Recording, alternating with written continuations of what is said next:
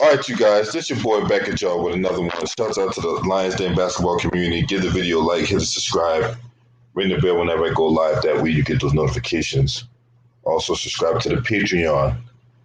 There's content on the Patreon that I don't talk about on here. And I'll leave a link to that Patreon when the stream is over with. So let's get down to business, right? So, and in that, I want to talk about how the media, and I'm talking about the mainstream media like ESPNs of the world and all that, they mislead you in their arguments, or they what I want to say, or in their attempt to uplift the player. And before we get to that, though, I want to shout out to Isaiah Common for subscribing to the channel. I really do appreciate you. I saw your alert came through yesterday or whatever like that, and I just wanted to let you know that I really do appreciate your support. If you're watching this video for the first time, please subscribe to the channel. I talk about a lot of stuff and try to cover a wide range of different topics from the sports and the political realm, and we talk about Black empowerment as well. So, I appreciate you, Isaiah, comment, and everyone that's watching this video, giving it a like and subscribing to the channel. If you even want to donate, this is donate. Here's the Cash App and PayPal. What's up, Jonathan McFarland? Salute to you. Appreciate you for being up in here today, right? So let's talk about this, right? And I got this inspiration of this video came from my boy Too Raw for TV. Now, Too Raw for TV, he'll be here in a little bit, and we're going to expand further on that. But until he gets here, provided he don't, get, sidetracked along the way, we're going to talk about the media lies in sports. And one thing he talked about when we was talking behind the scenes or whatever like that is when Stephen Curry, right, when he held the record for three-point shots, right? We all know how much of an assassin Stephen Curry is. And, he basically said how Stephen Curry makes more threes. ESPN make a statement like, well, Stephen Curry hit more threes in a season that Alex English did for his career. Just one thing about that, right? The three-point shot back then is not as emphasized as it is now. So you cannot make a statement like that without putting it in its proper context.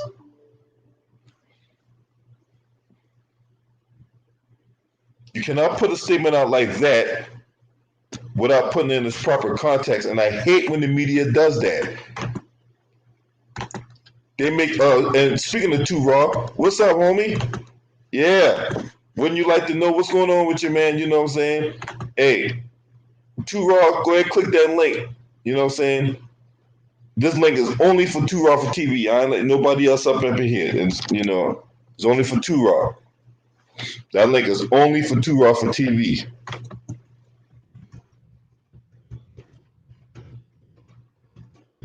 Until I decide to let someone else in here.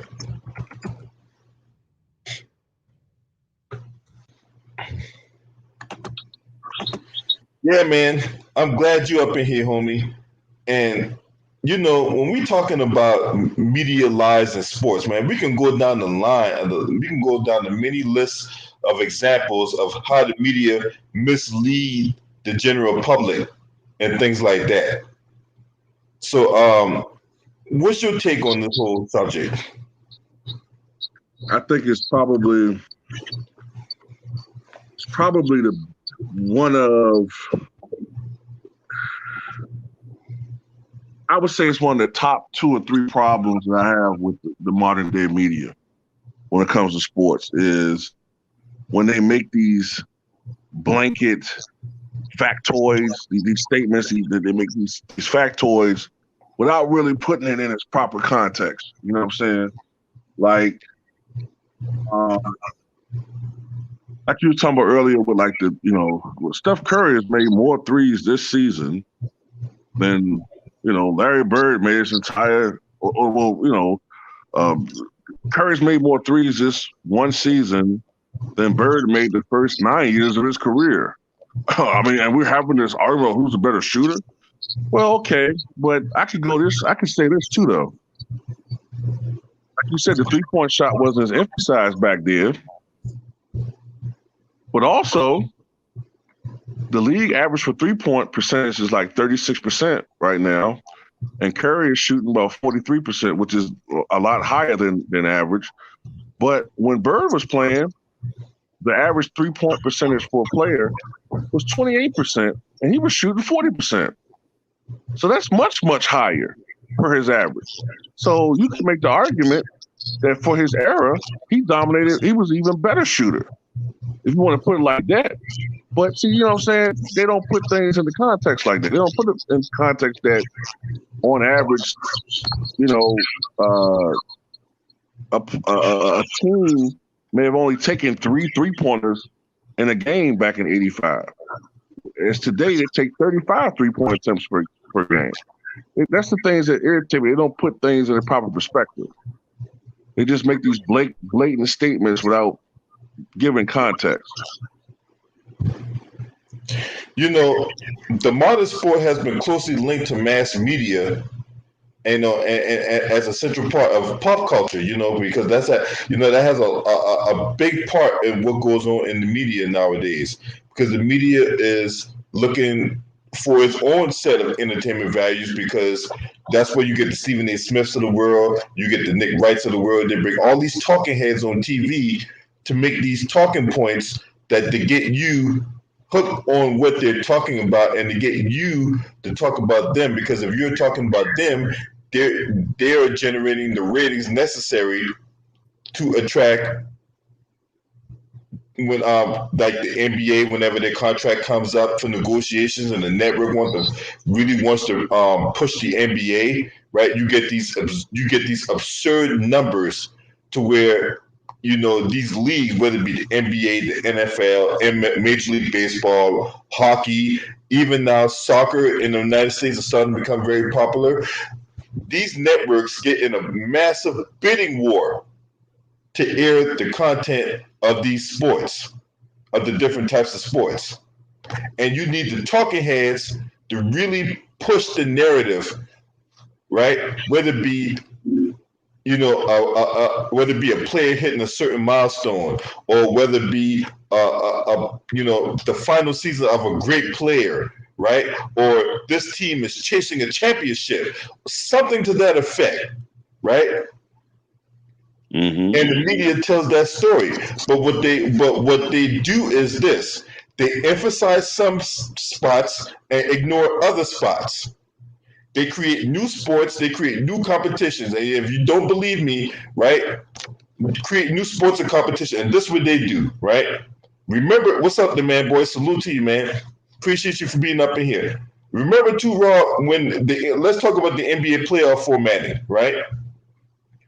Now, back in the day, the NBA playoff formatting basically had 4 divisions, right? And each division winner automatically gets a seed, get one of the top 4 seeds. It does not matter what your record was. If you won your division, you got a top 4 spot in the playoff bracket, no matter what your record was, right? Mm-hmm. So you have people at ESPN. And Stephen A. Smith was one of the main people driving this nonsense, right? What's up, Andy K? Matter of fact, it was like Stephen A. Smith and a lot of people, and Jay Crawford. They was on First Take. And one of the issues on First Take that ESPN had was like, wait a minute. How can this team that has a better record than this team here who won the division don't get a higher seed in the playoff bracket, right? So one of the things that was put in place, and they argued this point for years, until the NBA finally relented and was like, "Look, we're going to throw out division titles. It's going your top the top seeding, the top 8 is going to be based on your record, no matter no matter what division you're in, right?" Right. Now, Stephen A. Smith is trying to maneuver the NBA into, hey, well, because now by that logic, you have 50-win teams not even making the playoffs in the Western Conference, right? Mm-hmm. Remember that? You had 50 teams that were winning 50 games, not even making the playoffs, and then you had teams in the Eastern Conference with losing records making the playoffs. So now they're trying to pivot to where the top 16 teams, based on your record, is qualified for the playoffs. Right. That's the changes they're making. It's like they're trying to change the rules as they go along to fit the narrative, because what's their base selling point in all this? We want to see who the best team is in the NBA, and we can't do that if you have 50-win teams being left out and teams with losing records being put in the playoffs. But you're basically ignoring conference standings at that point. Right. Right. You change the rules just to benefit, really, as far as marketing and ratings. You're putting that ahead of, your general and your long-standing rules. You know what I'm saying? That's when, that's why the NBA, to me, is starting to become kind of gimmicky, because they keep trying to propose or create these new rules that really are financially motivated and like marketing motivated rather than to improve the product, and it's sickening. Mm-hmm. So and so let's point to another example that just taken place, right? And we all saw what happened, the saga with James Harden in Houston, right? And he did that interview, because remember, you and I talked about this yesterday, when he did that interview with Rachel Nichols, right? Mm-hmm. He did the interview with Rachel Nichols, and he basically tried to revise history as to what happened in Houston and what led to him wanting out of Houston and going to a championship contender. Yeah, the way he put it. Look, y'all. I mean, I'm a team player just like everybody else, and I just wanted to average about 20 points a game, maybe 25, man. But I was forced to shoot the ball as much as I did because I just didn't have any help in Houston. I didn't have any help. Y'all saw those years, and I was averaging 40, yeah, but it was draining on little old me, and I didn't really want to do it, but I had no choice. And then management just turned on me for no reason whatsoever. I don't know why. And I'm not part of that negativity. So James had to do what James had to do. And, now I'm in a situation where I got, help now. And I can showcase my full game. It wasn't my fault. Mm-hmm. Shout out to Manukin 23, man. Hey, good to see you, man. I ain't seen you in a long time, man. What's up, Manukin? Man, I ain't seen Manukin 23 in a minute, man. You know what I'm saying? It's good to see you, man. Rudy Breeze, salute to you. Appreciate you being up in here. T Price, what's up? Jeffrey Weaver, always Jeffrey Weaver up in this bitch. You know what I'm saying? General salute. Now, I pulled up the tape. In case you don't know what Two Raw is talking about, I pulled up the tape of this interview between Andy K. Andy K, salute to you too, Queen. It's good to see you too. I pulled up the tape with Richard Nichols and James Harden or whatever like that, right? And we're going to break this down by the molecule, because this is one example of how the media mislead the general public and how they try to revise history, right? Same thing, no different what they do in politics. We saw what, they acquitted the Orange Man, despite the fact this motherfucker tried to get everybody killed. But let's just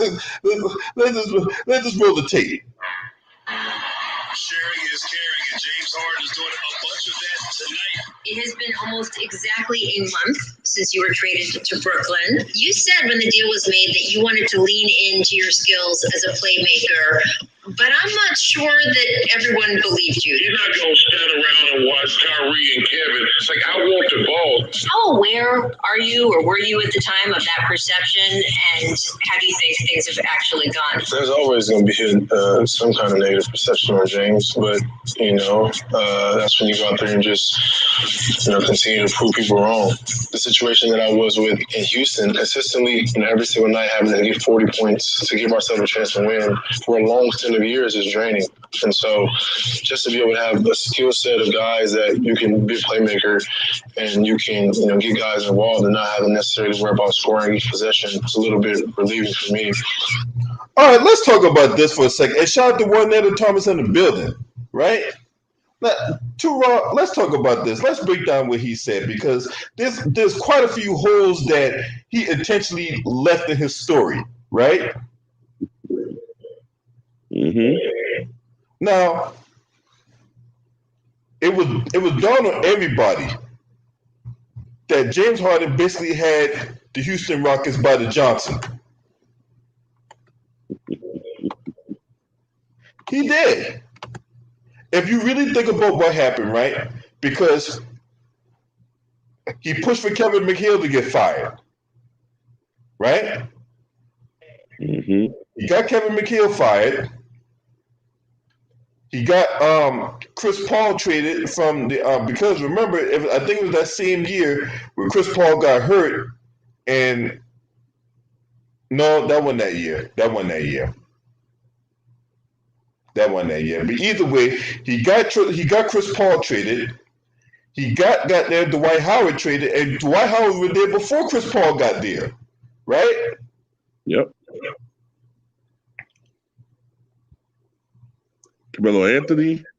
Carmelo Anthony, he got him traded, right?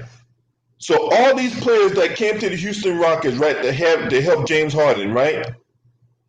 And let's not overlook the fact that Mike D'Antoni had it out for Melo during their time in New York.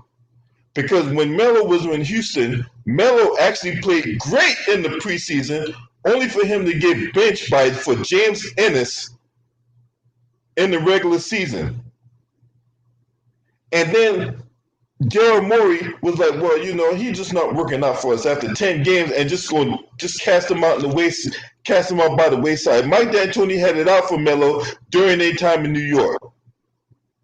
Well, the funny thing about it, if I remember those games, the way I think I remember those games, they basically was using Carmelo Anthony like he was just a spot three-point shooter. Yeah. That's not his game. Hey, Luda Ryder, you got to sit this one up, buddy. Sorry, this only me and Two Raw for right now. You got to sit the sidelines for this one.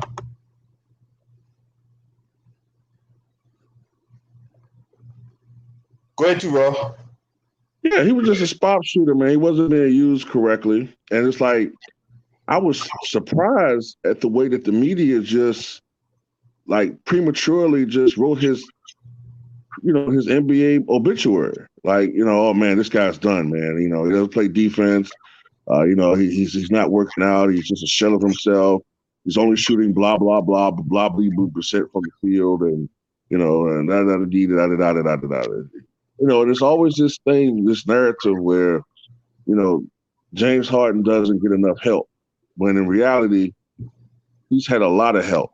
And that 2018 team that he played on won 65 games. That's a franchise record.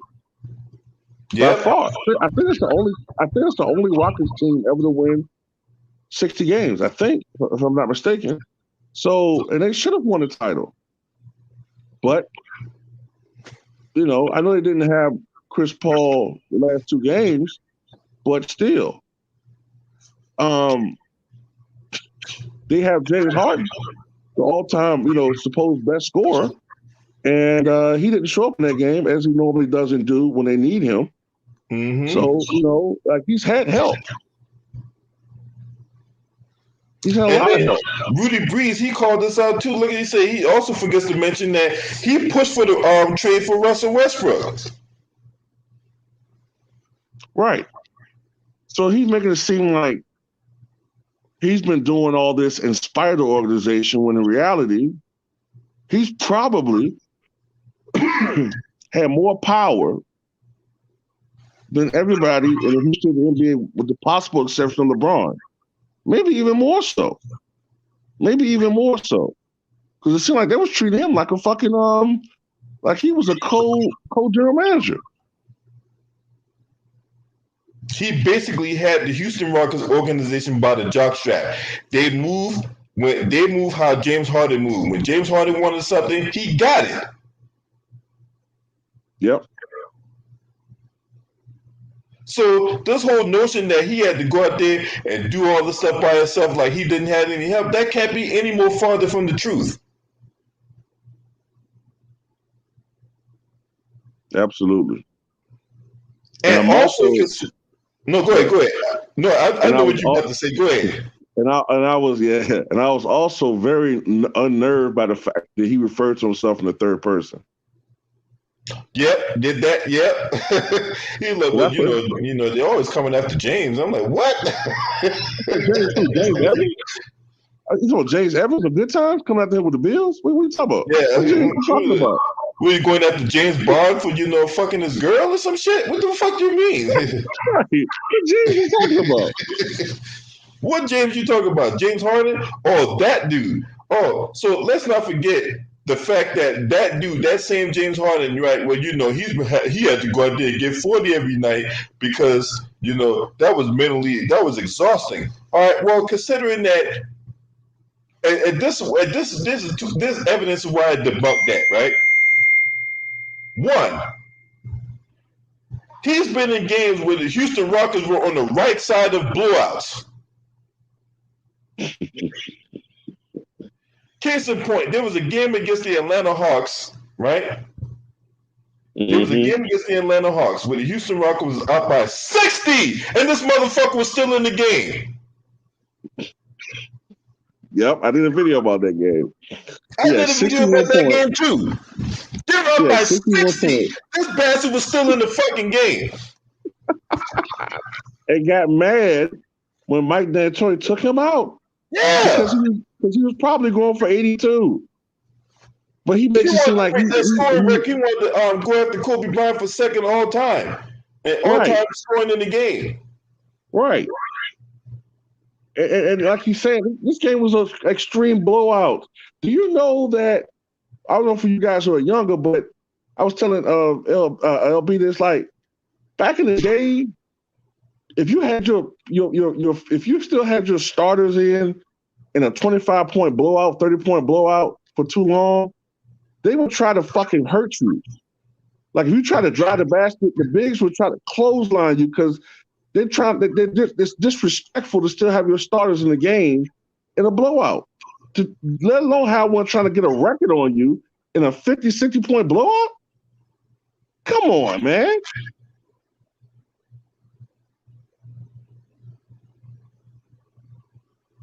But he won't try to do it, though. No, I didn't want to score these points. Even though I have all these shooters around me, I'm still ISOing and trying to do my thing individually. But I don't want to do it, though. Come on, man. Get out of here. I mean, just disgusting. Just disgusting how they try to sit up here and revise history right there in front of us like we didn't see what the fuck was going on. And then let's not overlook the fact that he has have playoff failures year after year after year after year after year. Yep. But he wants to speak himself in the third person like he the fucking Rock, like he the great one. Right. The James says this to you candy asses here in Atlanta. I will stat pad my way to 82 points, and there's everything you jabronis can do about it. Because the James says.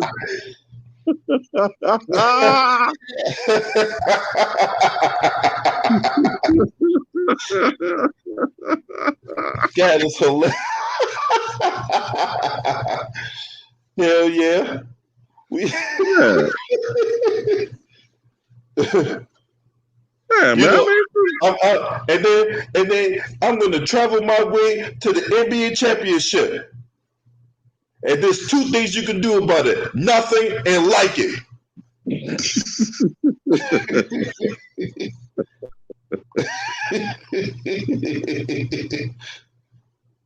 Even though Kendrick Perkins was snitching on him and divulging too much information, Kendrick put out a couple of weeks ago, or last week, that he blamed partially James Harden for them losing in 2012.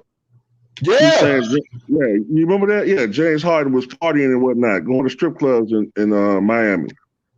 Well, Kendrick Perkins ain't nothing but the consummate snitch. You know what I'm saying? So of course he gonna fucking, let's not overlook the fact that Kendrick Perkins only asked like 2 points in the whole NBA Finals and shit. But yeah, he ran around and told me, yeah, James Harden was out there partying in the strip club. He preferred titties over titles. But let's not overlook the fact that he only scored 2 fucking points a game. Yeah, he tried to throw in there.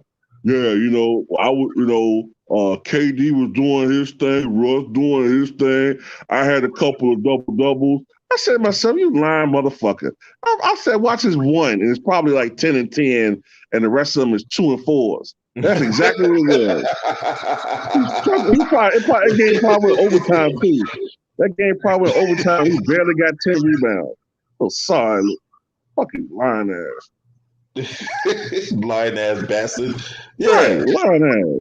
Making it seem like I'm doing my work, but James, he had a hole in his hand, man. I don't know, he just won't shoot that rock, I mean,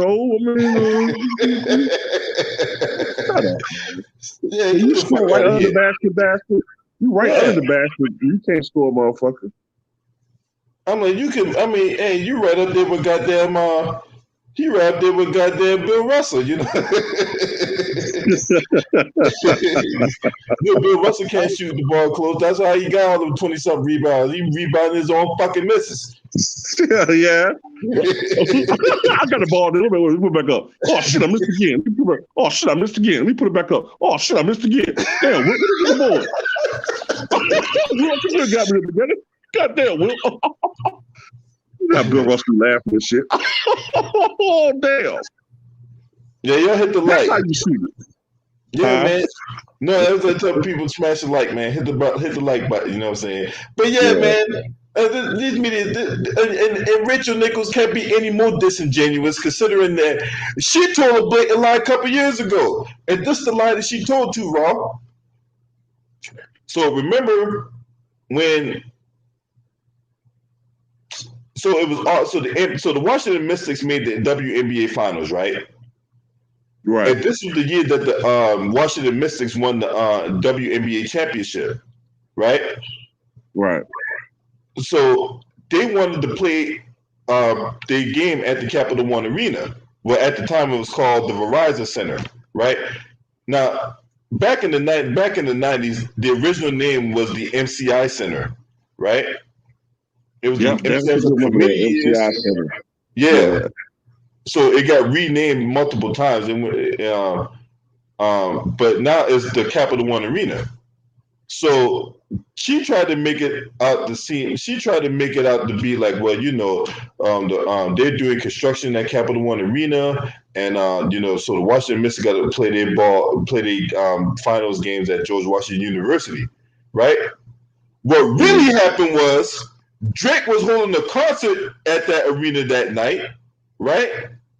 And that Drake was going to bring in more money than the Washington Mystics. So they told the Washington Mystics, hey, you go play your game at George Washington University. We're going to bring Drake in the Capital One Arena. And Drake had this 2-night concert at the Capital One Arena, where they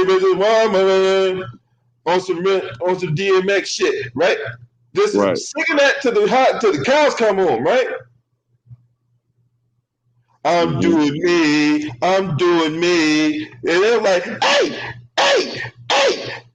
right? They're at the concert just doing it, right? Meanwhile, the Mystics playing their goddamn game at George Washington University. So once again, Richard Nichols, hey, when they want to attract a woman to carry the lie for you, look no further than Rachel Nichols. Yeah, she's a facetious one. She's definitely a facetious one. She will lie. Hey, Sterling Young, hey, I got to kick you for a little bit, all right? I'm gonna let you guys in. I'm gonna open up the chat and I'm gonna let you guys in a little bit, all right? But right now, it's just only me and Two Raw. Once we and Two Raw get ours off there, I'm gonna let you guys in, and then you can give us y'all take. But for right now, it's just only me and Two Raw. Then, so let's continue on with this stuff, right? Let's continue on with this. You have won 3 scoring titles. You have been MVP. How has your thinking evolved from maybe earlier in your career when that stuff was more at the forefront for you versus now when you wanted to make this move? I've pretty much, reached and accomplished every individual stat, or award that, I can or I would want to. And it's always been about winning. Obviously, we fall short if you don't reach the goal, and that was the ultimate reason for my decision. And that's the ultimate reason why I'm here in Brooklyn, trying to still chase that goal and chase that dream. Okay, so here we go. Has it really been about winning? Has what he did really been about winning? Considering that reports came out that James Harden has been unprofessional in his conduct. Yep. It seems to me, I don't know, maybe it's just me, but it seems to be a lot of his recent shenanigans and outbursts and tantrums is more about the fact that under Coach Silas, it won't be Harden ball. It won't be you just ISOing all fucking day. You'll be playing more for the team concept. And I think that has more to do. And plus, also, his role within the organization, he's not going to be a co-general manager. They were treating him more like an employee. And I think that bruised James Harden's ego. And that precipitated all the bullshit that went on just now, over the last several weeks and months. Not because, we just don't have a really good team around us, and my time here is done. Da, da, da. No, they bruise your fucking ego, dude. That's what I think it is. Now I want to share a screen. I want to share a screen with everybody, and then I'm gonna open up the chat line. And I'll let some people in. We gonna get their take on it. All right, now when you come in, I ask that we stay on the subject. All right, I don't want to hear nothing but Trump. I don't want to hear nothing but Larry Flint or none of this other bullshit or Lonzo Ball or none of that shit. We're gonna stay on topic. All right, we're gonna talk about the media, how the media misleads the public and propping up a player or whatever like that. Right. So I'm gonna share a screen, and this is what and this is how we're gonna get down with the business. All right. So. This article comes out from The Athletic. Now, this back in December 7th, right? No timetable for James Harden to join the Rockets, right?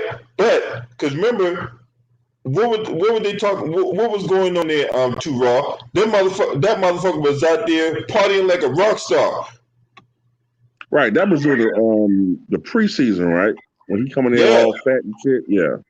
Yeah. That motherfucker going out there buying honey buns and shit. Right.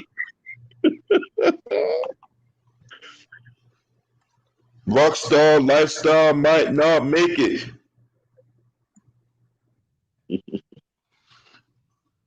Sipping on some purple stuff, rolling up stanky, right?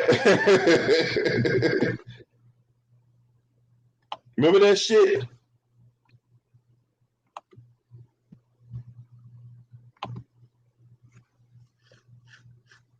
Another one. Let's pull up another one. Right? Because, I don't want people to forget all the bullshit James Harden has put the Houston Rockets organization through.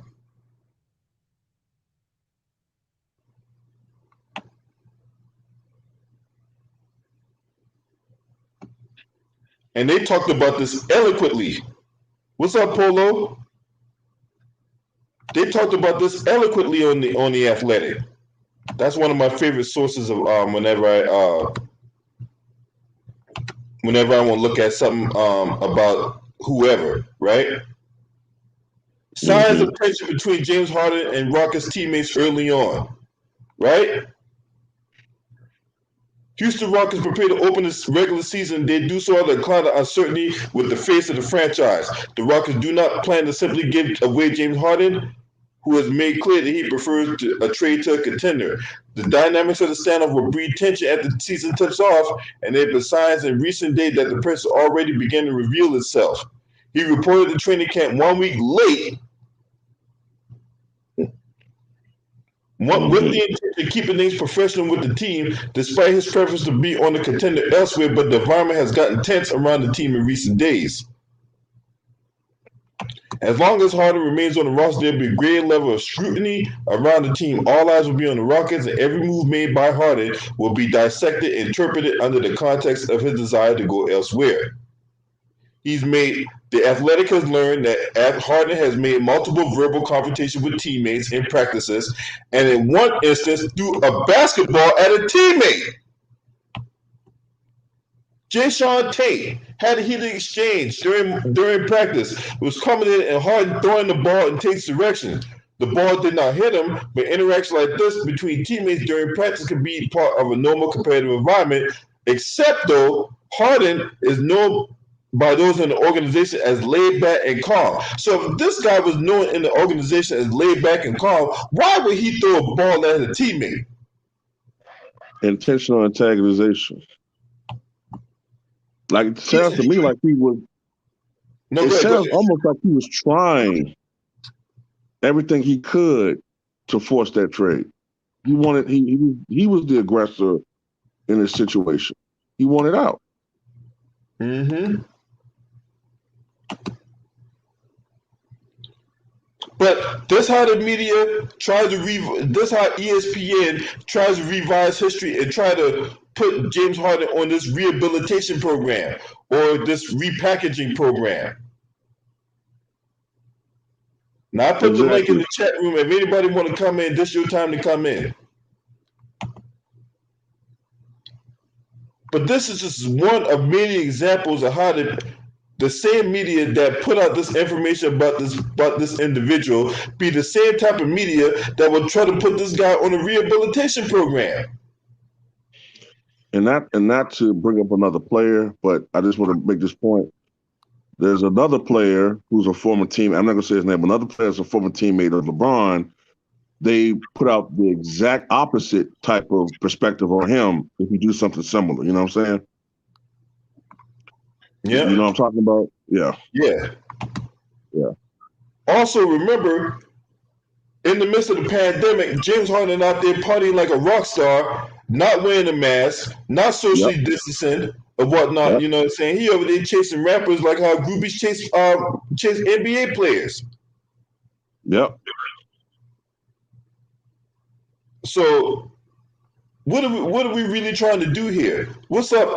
Let's see, Sterling Young, you was the first in here. Luda Ryder, if you still in the building, man, you come on in.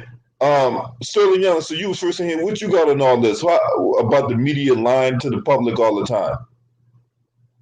Oh my God! Salute to the panel chat. Definitely, they always mislead you. I wouldn't say mislead. I would say brainwash. Then the media, they always brainwash people to make you think that, oh man, he really is like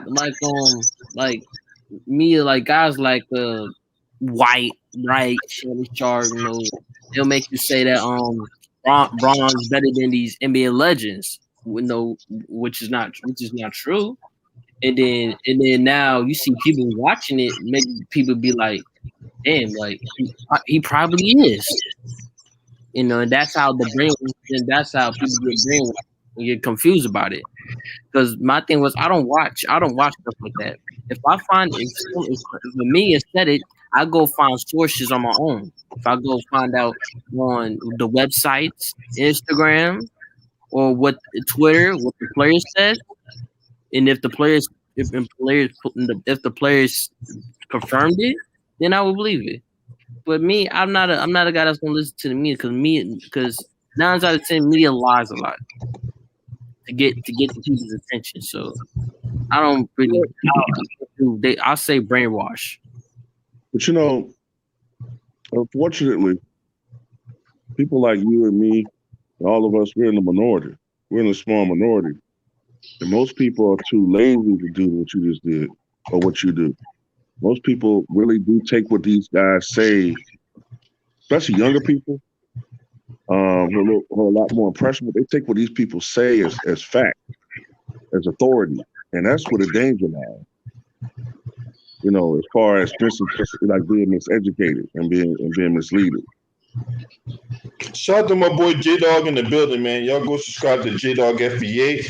But you know, it just, you know, another thing that really gets me upset about the media, right, is when they prop up certain people. So, for example, when Barry Bonds was like the hottest thing around baseball, you couldn't keep the media off Barry Bonds. But when Barry Bonds don't want to give them the energy they were looking for, then they go ahead and denigrate him. They go out here and, you know, go on these character assassinations and all that. And I don't think that's not right either. Because just because you can't get a story that you want, or you can't paint the narrative you want, then you go and attack the man and denigrate him and all that. You try to say how this guy was a cheater, but you couldn't really prove that the man was a cheater. Yeah, there was the Mitchell report, but the Mitchell report is an unofficial document. That's But pretty easy, they hold the Mitchell report in higher regard. Oh, well, these guys must have got busted cheating, so they can't be in the Hall of Fame. Hall of Fame. These guys. Barry Bonds was a Hall of Famer when he was in Pittsburgh. Yep. In that book that came out about Barry Bonds is bullshit. Way before he even went to the San Francisco Giants, this dude was a Hall of Famer. Yes. And shout out to Anna. Hey, Anna, I got a cooking video for you to check out. You know what I'm saying? So check it out. I also posted it on Instagram. And that one year that I think his name is Terry Pendleton.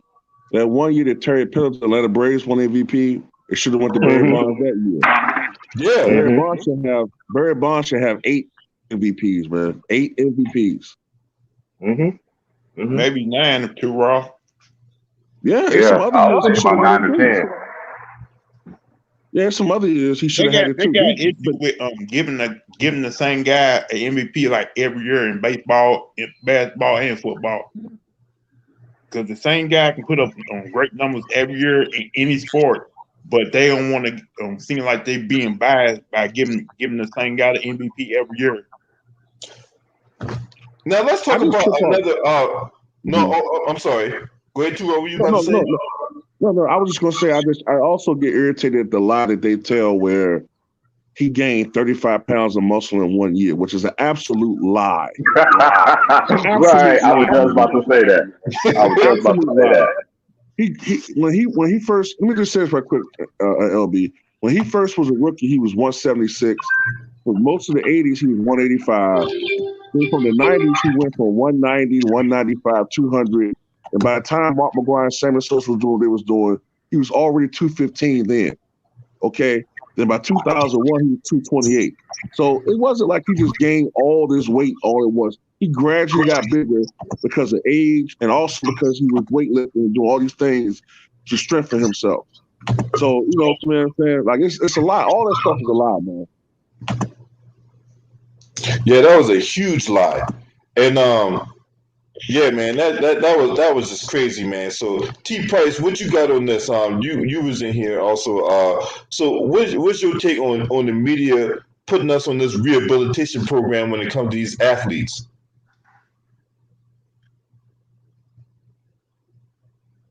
You did, T Price? I'm here, bro. Can you hear me? Yeah. Okay, yeah. I'm from the older cloth generation kind of thing. And my family always taught me about how the media portrays and everything like that. Do your homework, start digging. And I never understood why they say that, but they always say you got to watch what you say because these people will lie. They will lie.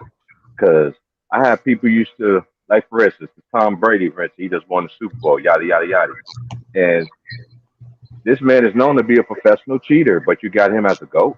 I'm like, and it's just like, you just said this and then you just gonna go around the switch. I know how the media like to play with people. And T-Raw, I was gonna say this too. I know the older people my age our age and even older believe everything they see on TV too, and it's sad, man. Yeah, It is that's true so too. sad. Yeah, It is so sad, bro. It's sad. I'm like, dude, you can't even argue with me. You got to bring up ESPN stats, Fox One sports stats, anything. I'm like, I don't get down with that. I don't pay attention to them. I mean, I don't even watch the media no more. I just watch the games and that's it. And every once in a while, I watch the highlights. Now I'm getting to the point just watching on my laptop. You know, it's sad, man. A lot of people that need to open up their brain, mind, and understanding. We got a brain for a reason. This is one thing my mom used to tell me this all the time. You think the people on TV gonna tell you the truth? You be dead in the water thinking you're gonna be. Think they are. I never understood what she mean. I kind of understood it, but that's why I went in the library. They said such and such. Everything you've been telling me has been a lie. I just go what my eyes tell me. I'm done with that. It's important in today's society, right? Like I always say this all the time. Oh, before I continue on, congratulations on Anna reaching 1,000 subscribers. Um, and you put in a lot of hard work, and your hard work is starting to pay off. So congratulations to you, Anna, for reaching 1,000 subscribers. Now, if YouTube would stop shadow banning me, I can reach 1,000 subscribers too. Anyway, enough about that, right?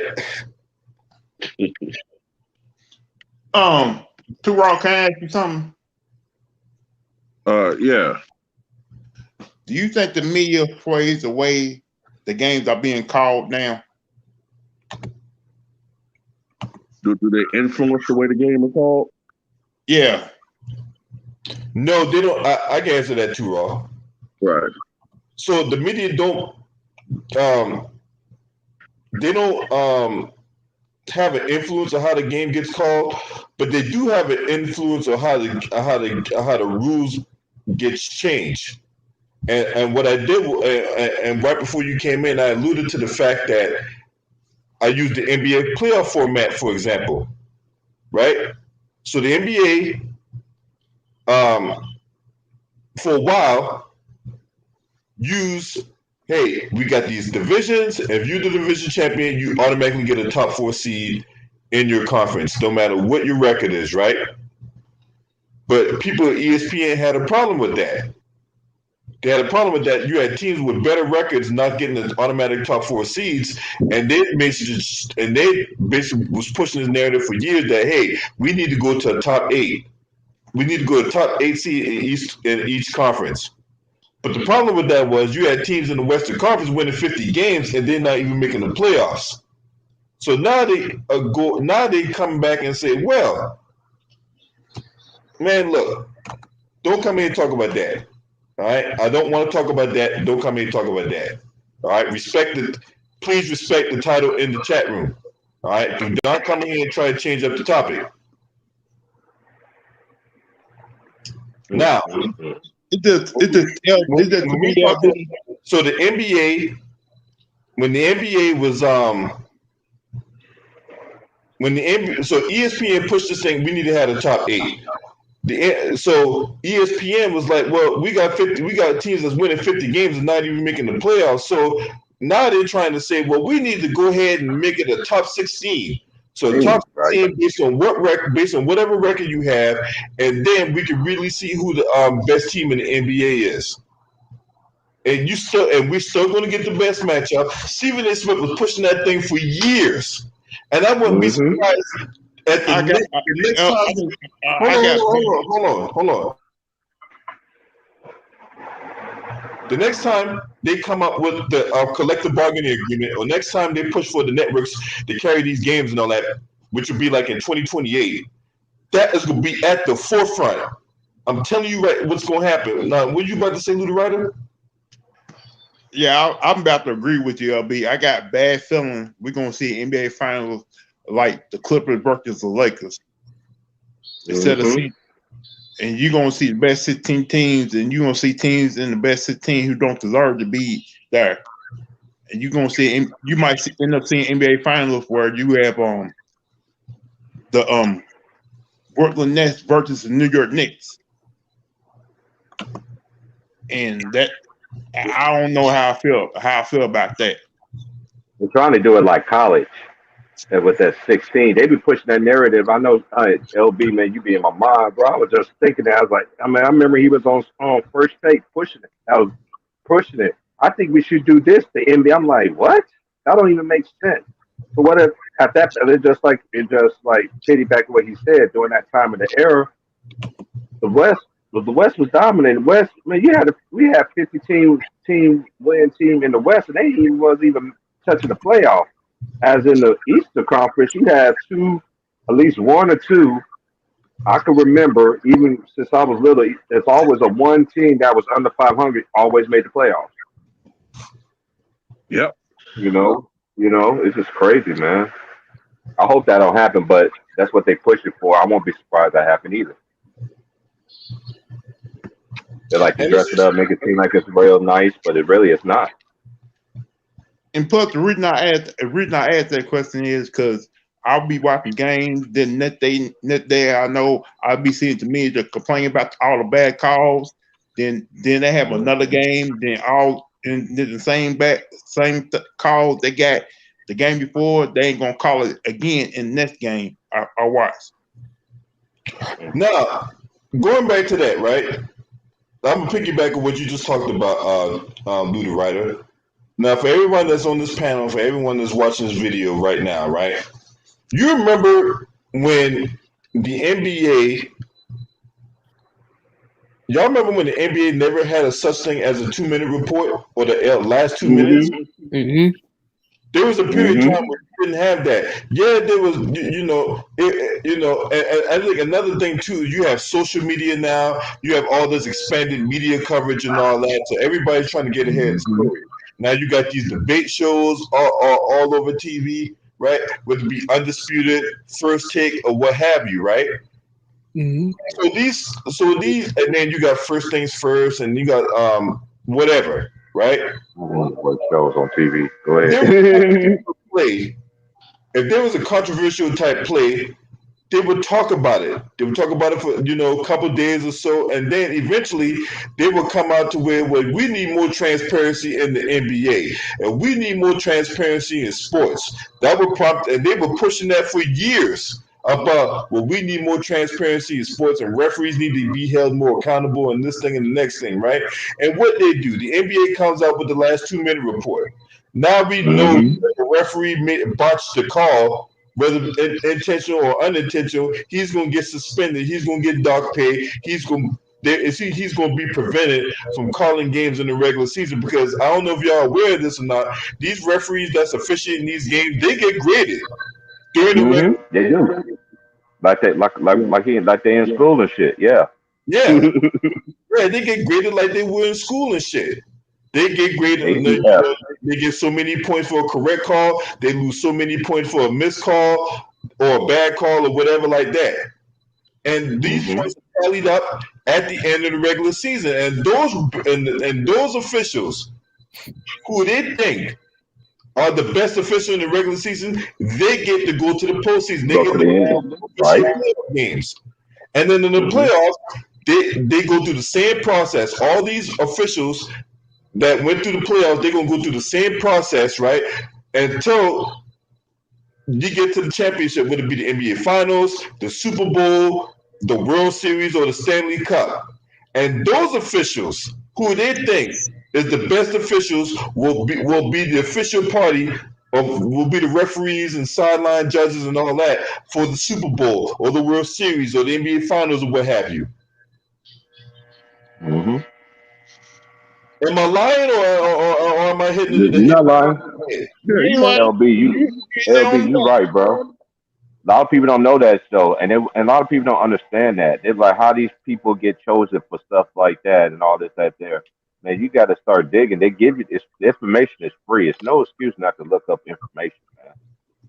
I tell people this every day. When somebody tell you something on TV, look it up. Look it up. Period. These people can leave you straight way to gateway to hell, and you be like, okay, which way did he go, George? I'm just gonna go to the left. No, you're supposed to go to the right. Your punk ass go left. I don't want to hear that shit. You feel what I'm saying? But that's how a lot of people don't open their minds to understand it. They don't have a brain for man, themselves. you ever heard TV Teddy? Mm-hmm. You know that dude trying to get the pro, right? That's why he put all those antics on TV. Mm-hmm. Mm-hmm. Mm-hmm. I'm telling you, he's like the worst officials in college basketball right now. But all those antics he pulls, he is trying to get the pros, because once he go pro, he gonna put on a clown show. That's a fact. I'm deep like that, man. I like to open up my mind and understand it, man, and try to teach each one teach one. If you don't want to learn, that's on you. You know what I mean? You can't just sit there. These people, man, they've been telling lies for years, man. It's like to post people up, make it seem like this person this person that, and these people be argue with you every day on these shows and stuff, saying the same stuff they say. Let me see from your brain. Let me see from your head what you saw. Did you see what they say?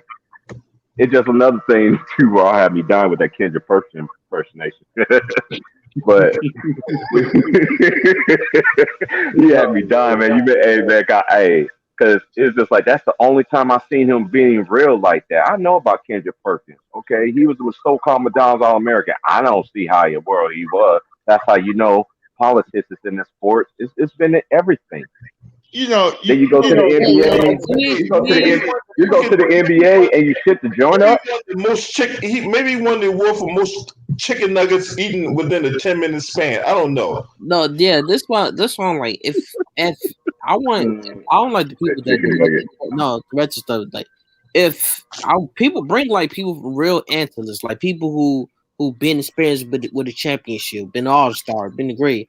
Don't bring a center who was a McDonald's All-American, then went to NBA, became a bum. Like, don't bring that doesn't know what he's talking about. Like, it's about the agenda. When you sign up for that agenda, you got to push it, and that's what he does. Only time you saw that nigga really real when he was on all the smoke, he ain't had the motherfuckers on his helmet or anything. That nigga was talking like, I'm like, damn, you ain't talk like this since you left, Texas. Yeah, you know what I mean.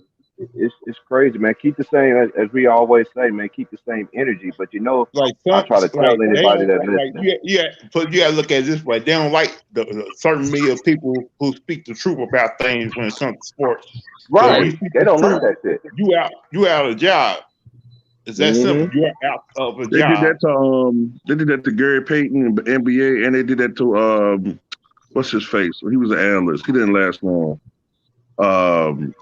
Emmitt Smith. Emmett. Yeah, and they don't like that shit, bro. They do not like that shit on TV, man. That shit, and then I'm just like, and then when you see him on other people's podcasts and stuff, and you be like, damn, you can't even recognize the goddamn person. Now you being who you are, that's how it's levels to this shit. You know, you don't speak this certain agenda. You ain't with what they say. Fuck out of here. We don't want you. That's basically how it is. You got some real brothers that's in the media. I know some who I went to school with that's actually in the media. You know what I mean? It's like when Shannon Sharp. It's like when Shannon Sharp talks football, he speaks the truth. But when it comes to basketball, basketball, man, yeah. Stick to your script, Shetty. Stick to your script. Cause you talking about GOAT, wearing your GOAT mask and all this stuff, you make yourself like a little kid, man. I'm from Georgia, just like you is. If you're listening, I know them motherfuckers always listen like the feds. I'm like every time I see Shannon, I'm like, man, why you making them make you look like a damn clown, man? Why you making them? That's how it is on TV, and a lot of people don't understand it. Like he running, like dude, he makes himself like a whipping boy, as my auntie used to say. He's like. You know, he worse than Django.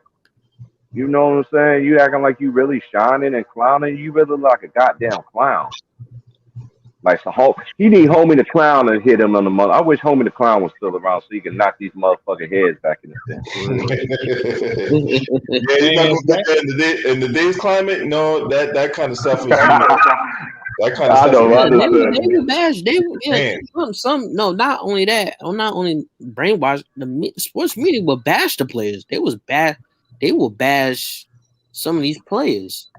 Because Because Ryan Hollins. they bash these players because they're looking for their own come up. We all like, and Ryan Hollins, that motherfucker don't need to be nowhere near a goddamn microphone. When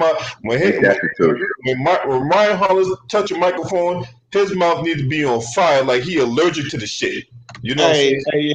ALB, he's more terrible on Instagram Live than he is on live TV. Man, I don't I don't even get into that Instagram. I be hearing that shit, how that nigga be making himself look stupid on there. Like, that's his dumb ass. You don't need to be talking basketball. He's a goddamn You didn't even do shit in the NBA. I'm going to read this article about the toxicity of sports media.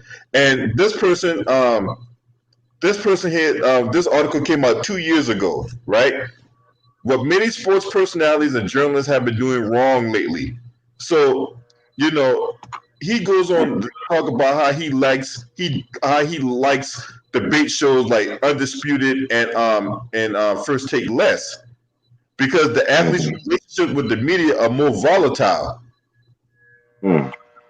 So, you know, back in the day, you know, before it was First Take, it was cold pizza, and they would have these little debates like first down, second down, third down, and fourth down. It'd be like little mini segments within cold pizza, right? This was ESPN's attempt to have like a morning sports show, like a CBS This Morning or Good Morning America. This was ESPN's sports version of that. So they would have these little debate shows and all that, and it got popular with Skip Bayless, and whether it be with Woody Page or what's the other guy? So basically, they took what was happening on radio and put it on live TV. More or less. Right? So then they had a moderator. Sometimes the moderator be Jay Crawford. Other times the moderator be Dana Jacobson. You know, or and then eventually it moved to Molly Karam, and you know, whoever would be the moderator, right? And they would bring up a specific topic and they talk about it, right? But since 2012, ESPN started talking about this on First Take, but unfortunately it didn't slow down. It spread.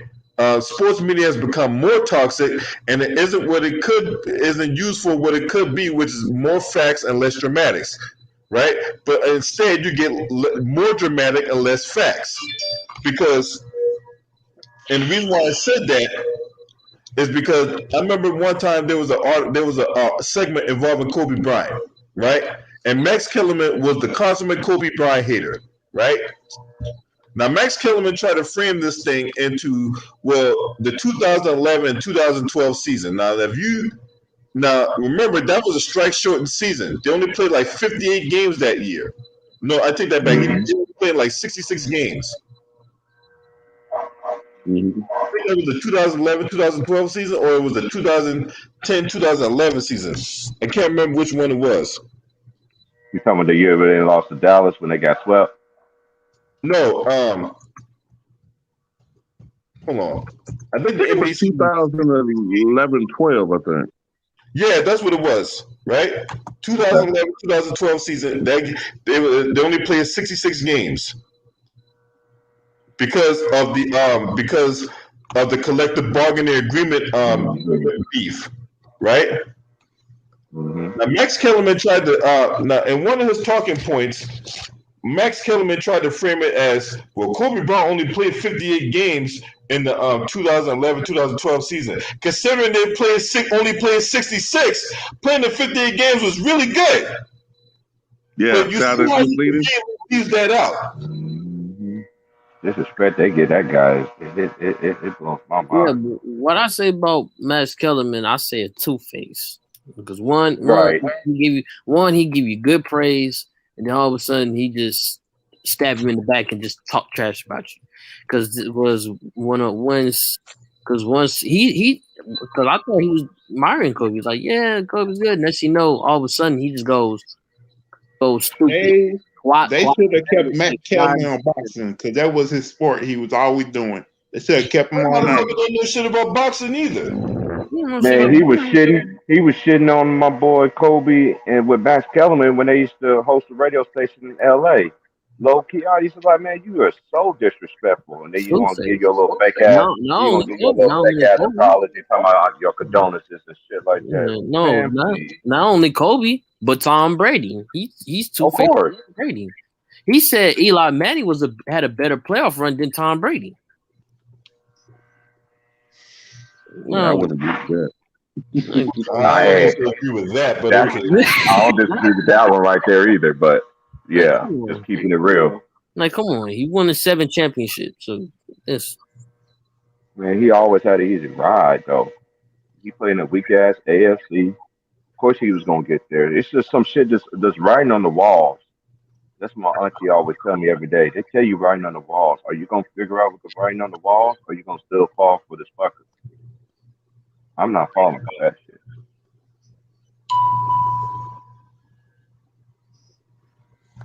I mean, Jesus, man. But this is what the media does. They sit up here and mislead. You got jackasses like Colin Cowherd, right? Will Kane,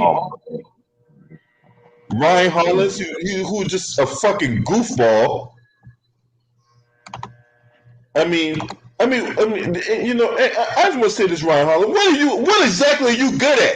You're not good as a basketball player. You're not good as a commentator. What are you good at? Hitting your head on the fucking ceiling? Being on RoboCop payroll.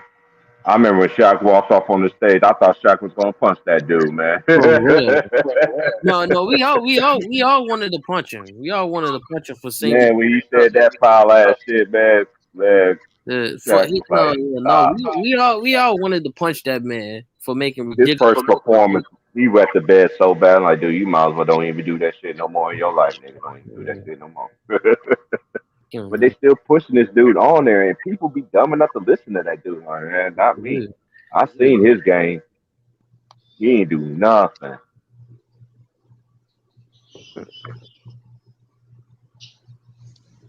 Hey, LB. Yeah. What's up, T-Raw? Didn't you pull up a stat that said something like Ryan Hollins only dunked 13 times in his career? Oh yeah, let's talk about that shit. shit. Oh no, he did not. Hey, yeah, I think I heard that from LB too. Yeah. Don't do that. Let's go through his history. Let's go through it. Man. I was just thinking. Yeah, let's go through his history in the NBA. Hey, hold on, y'all. This is one of my epic videos I did last year on May 3rd, 2020. Me, James, Ticket, 2 Raw. You know what I'm saying? Yeah. It was an epic video. Epic video. That's probably one of my favorite videos I did. And man, that had to be one of my most favorite videos. I never like I did that day. That shit was funny. Boy, hey, let's pull that. Let's dig into the archive, shall we?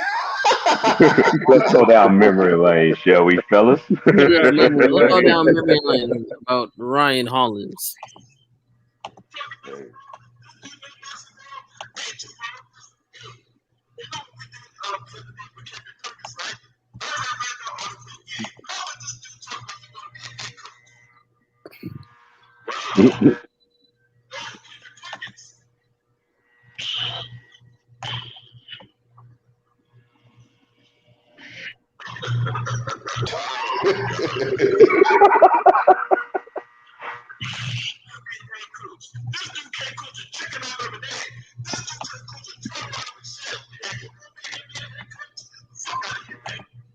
Comments are lit.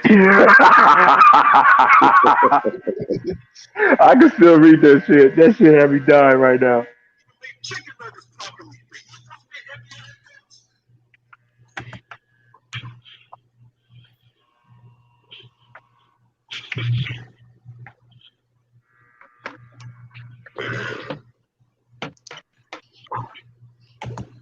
You want to know the worst thing, guys? I bet you the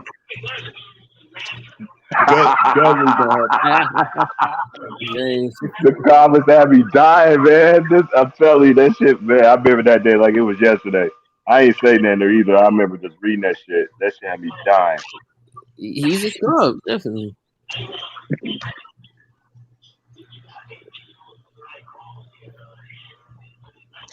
You know, he still play in the NBA. But yeah, but I remember some people say he's I remember he was in college and he was scrubbed in. I'm just keeping it real. He played for a lot of teams too. Yeah.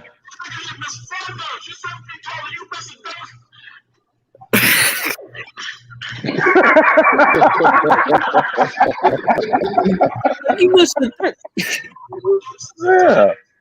LB had me dying, bro. This shit's funny.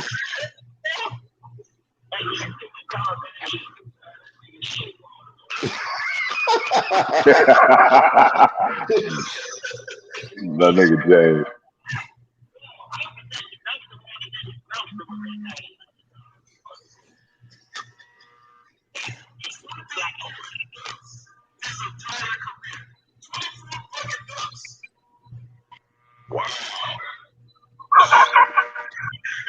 My part covered up.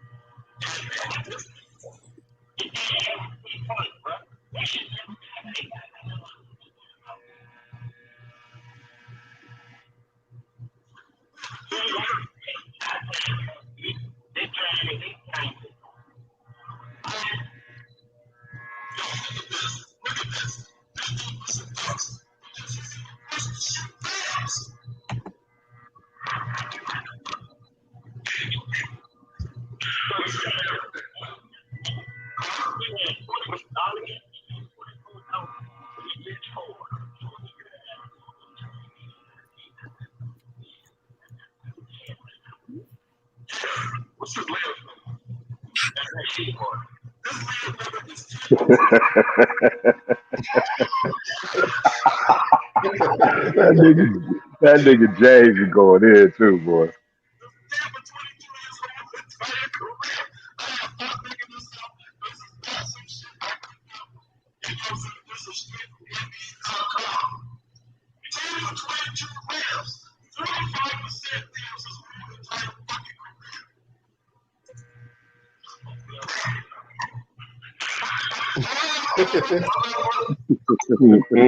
I am done.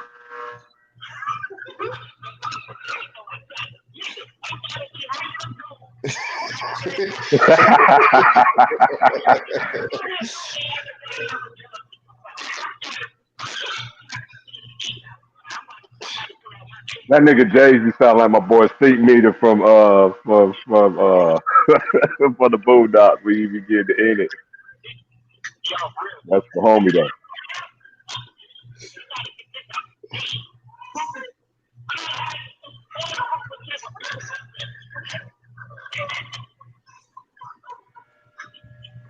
I left my ass up that day too, boy.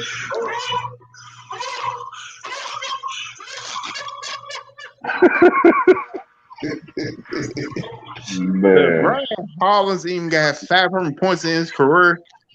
No, cause look, I'm gonna tell you. In Survey UCLA, says I don't think so. UCLA, it's like his career is he averaged like 6. What's his career high? The comment section is lit. I remember it being like. I think I remember being like 20, I think we had one game we had 20 points, 20-some points. Probably some blowout fucking loss. But No. In UCLA, his career average was like 6. in his senior year. He Sick. got to be the worst player that ever went to UCLA. Period, in my opinion. Now, the guy. I remember the guy scored 60 points. He scored 60 points in a charity game, and I'm like, and then people like, oh, he scored 60. I'm like, it's a charity game. Nobody gonna play. Nobody take that serious. Charity game. So, he said a charity game. I'm dead. he has 60 points with like 30 dunks. That's it. I'm like, it's a charity. That's the most he ever dumped. That's the most he ever dumped in the NBA. Shit. He hadn't scored. He hadn't even scored 60 total in the NBA career. The man, he even said, like, I'm not retired from NBA. I'm still working out, waiting on a phone call to get back in the NBA. Shit, nobody wants you. Shit, you ain't retired from the bench. Man, who you gonna help? Gideon. Nobody. Gideon. Salute, Gideon. Salute, Stephanie. I heard that's all in the video. Still going on. Yeah, can you hear me? Hey, what's your take on the media? Yeah, I can hear you. What's your take on media misleading people when it comes to sports? You see, this is the reason why the media men, they don't know what they're talking about. You see, this is the reason why I always say not every opinion deserves to be respected. Because media use narratives, don't back up their arguments with logical reason, and just talk out of their ass. Also the fact that they want to be biased and don't want to, honest in what they're talking about. Like, for example, right? When I hear people say, here's an example, right? When I hear the fourth place narrative when it comes to who, it really irritates me. You know what I mean? Another thing that really kills me is bias. Like, here's the bias I listen to, right? Like, here's an example of something I hear from the media a lot. Like Nick Wright. Like, when I check his review, how in the hell Luka Doncic better than Giannis, better than a lot of guys? That doesn't make sense. How is Dame better than Curry? That doesn't make any sort of logical sense. You know what I mean? Mm-hmm. Right. Yeah. Mm-hmm. Or the issue I have with people. Yeah. Okay. No, go ahead. You said. And one thing I hate when the media does, they put out these rankings and all that, right?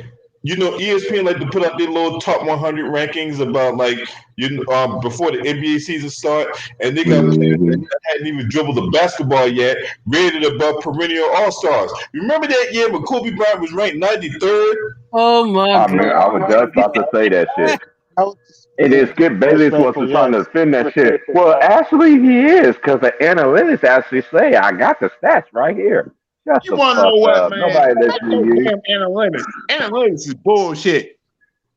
Ever since they came up with that crap, it's been nothing but bullshit. Well, you know what?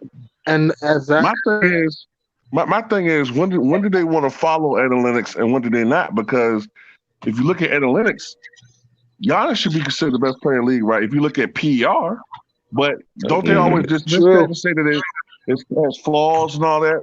So when they want to, they can disprove it, but they want to bring up analytics when it suits their narrative, though.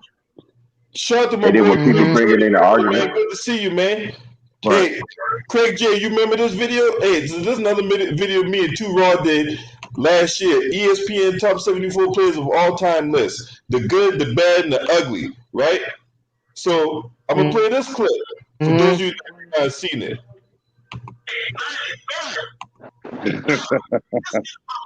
Started off with that nigga. That's my nigga.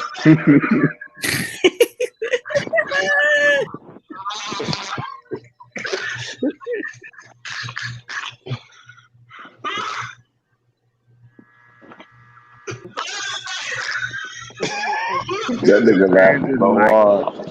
You can't take it. That nigga James, that's how New Orleans boys is, boy. They funny, boy.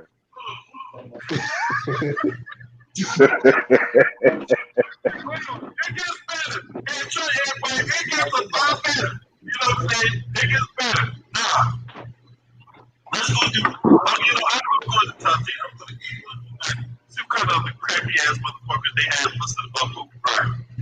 Right? Reggie Jackson. Yeah, I remember this.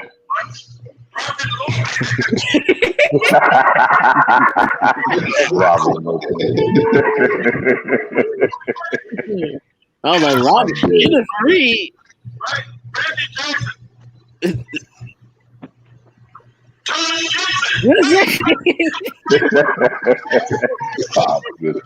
He back in the league now.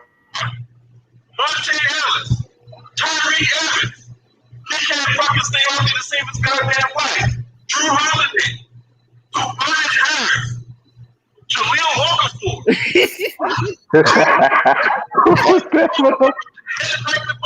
That's like. I can't believe they actually thought all those guys were better than Kobe Bryant. Like, they said no. When Jaleel Okafor came in, I lost it. I was like, no. I'm scared to go to 71.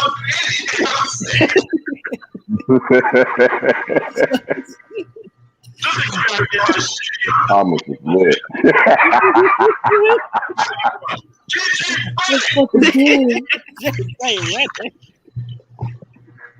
Yes, Nicholas Batum is 71. Nikola Heritage is 72.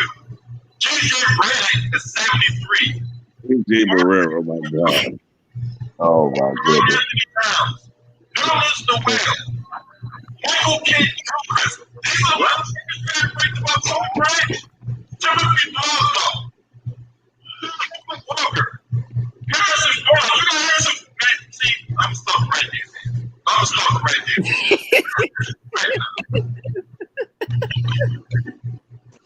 You see Harrison this? Barnes. Yeah, it's crazy. See, that's the problem with the media right now. They're letting their personal feelings take over the list of the greatest players of all time. Matter of fact, did they even put Kobe in the top 5 in all time? At one point or another, they did. Hey, let's go to the next year. If you go to the next year, the very next year, that's when Lonzo came out, right? Yeah. They had Lonzo ranked above Carmelo Anthony. And Lonzo You know how NBA. You know how disgusting and disrespectful it is? Let's compare Lonzo and Melo for a few moments. Melo, better shooter. Melo, better shooter. Melo, better post scorer. Melo, better, has more moves. Lonzo, His free throw is better. All-star. Melo led a team to the conference final. Lonzo Ball has not even made the playoffs yet. Okay, Lonzo Ball has. He's a decent, all right defender. Yeah, he's a better passer, but he's not a better overall player. He's not. Hey, LB, were you in the room when dude said Alonzo Ball can be an all-star this year? I don't understand how anyone could compare. I heard about that. I heard that. Someone went to LB's channel. It was some okay. Yeah. Ticket did video on Alonzo Ball how he's having these last couple of games he's been playing great. Dude came in the room saying Alonzo Ball can be an all-star this year. Oh my God, I remember that. I was there. That man said Lonzo Ball gonna be Lonzo Ball the top 5. He said it's a top 10 point guard. Right now. That is one of the dumbest. It's so disrespectful to the real players, in my opinion. If you ain't for them, then that's another thing the media is doing right now. How the media right now is pumping up Alonzo Ball like he's a superstar when he's really not. It's the fans. They said, no, give it a year, give it more years, give it more years. No, give it more years. No, he'll be ready. And we was like, I'm like, are you kidding me? It's been past so many years. He's going down. He's going down as a bus now. Okay. His little brother's better than him. He gave him too many chances. Come on. Like, why do the media pump up guys who are not going to really be superstars in the league? I don't get that. This man said Lonzo The more Ball. they pump into your head, the more they get people to believe that shit. Guard. He said it was a top 10 point guard, and then we was like, okay, what's his go-to move? He said, and then this man said hesitation. He said hesitation. Like, what hesitation? Like, he said Lonzo Ball go-to move was hesitation. You see, that's that bullshit. That's that shit that you don't need to be talking. Go stand in the corner. Don't say nothing. Don't say nothing. Don't touch nothing. You can just leave. Now, hey guys, let me make a point here. What the fuck? Now he talked about Anthony Davis. I said, okay, what about Anthony Davis? He said Anthony Davis is one of the greatest power forwards of all time. That's a disrespect to guys like Tim Duncan. I was like, hold up. Have you ever heard of Tim Duncan? You ever heard of all the other? I don't think I don't want to say Carmelo because I got an issue with him because his past. Like, I don't want to say that's a disrespect to guys like Elvin Hayes. Yeah, and I'm like, hold up. I said, hold up now. I said, hold up now. Like, just because he won one ring doesn't mean he's one of the greatest power forwards. Hold up now. And then it was like, oh, he's gonna be up there soon. They forgot about the guy who played for Golden State back in the 70s. So power forward or what position? You're talking about number 42? Talking about Nate Thurman? Yeah. Yeah. Nate the Great. And I want to throw this out. And I want to throw this out there. I actually checked the All-Star voting. How is Alex Caruso and Klay Thompson in the All-Star voting? Like, what the hell? Like, how are people going to make the All-Star? That's pumped up by the fan bases of the teams and all that. We know Alex Caruso is not good. Okay, we know Klay Thompson is horrible. But this is pumped up by the fan bases. You know, the Lakers have one of the biggest fan bases in the NBA. So is the Golden State Warriors. So, because remember, Lonzo had that oatmeal-faced bastard had the same effect. And then when he left, when he got traded from the Lakers to the Pelicans, you think the Pelicans going out their way to vote for this dude as All-Star? Fuck no. It's like y'all said, the media weighed the fans into making these guys who are not All-Star believe they All-Stars. Crazy. You see, that's the problem I have with the generation. You see, the people need to learn to, when you have an opinion, you got to talk with logic. You get what I'm saying? When you have an opinion, you got to be honest. You know what I mean? You see, the problem I have with the generation today, they think every opinion is worthy of respect. That's not true, okay?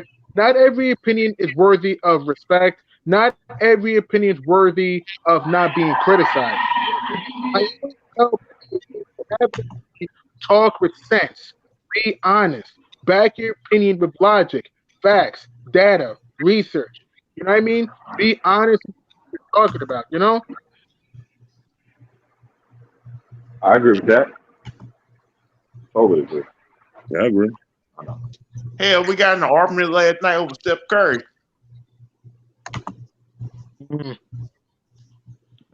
Yeah, we'll be seeing Steph if KD.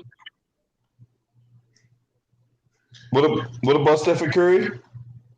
That argument we had yesterday about Stephen Curry, if he's really one of the greatest players of all time, remember, in Tickets Live, we was up arguing. They was up there telling the truth. Then a Stephen Curry fan came in talking about we haters.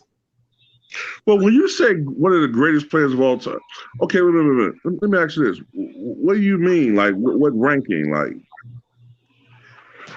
where they have him at? They have him at what? They have him like 13 right now, don't they? Yeah. All time? I'm telling you, it's a media hype machine, though. We did too wrong. In that video, because you and I went through that video right before we went to the Kobe Bryant video. Remember, he was ranked above Kevin Durant. Mm-hmm. Yeah, you're right. I do remember that now.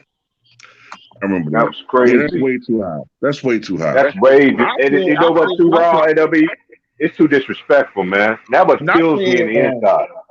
And I said yesterday, I said Curry is lucky to have 3 championships on his belt right now, because if things would have went a certain way, he would not have no championships. Because that first championship, Cleveland was hurt, and LeBron and Jay Reed had to try to do it all by himself. In those last 2 championships, if it wasn't for KD, he probably wouldn't never won those. That's true. That's very true. I remember that. Yep. Talking about he started the dynasty at Golden State. I'm like, hold up. They said, dude came here and said Stephen Curry is the reason why he started the dynasty at Golden State. I'm like, hold up. What about Klay Thompson, Kevin Durant? No. You know what it is, LB? The kid Spliffy, the grown man Spliffy. So he said LeBron played with Dynasty. And I argued with it. I said, no, the 2015 Warriors wasn't no dynasty. They didn't win the chip. I said he won chip. I remember ESPN was hyping them up, saying they could beat Michael Jordan and the Bulls. I'm like, y'all real? And I had young kids used to come and be like, Mr. Price, they could be. I'm like, man, y'all need to go back and do your homework before you come talk to me about that. They told me they could beat. And when you do it, make sure you got some sense when you do. I ain't got time for that. That's not. I understand how good the Bulls defense was at that time. Do they really? They don't understand. They crashing the 90 defense. They said 90 defense was hand checking. Can you imagine Scottie Pippen checking Steph Curry the full length of the court all night just on Scottie? Do you think that? I mean, Scottie's on him. Do you really think Curry will go off for 40 against them? Matter of fact, when I think about it, about that Bulls team, I can't really think of a lot of perimeter guys going off on them.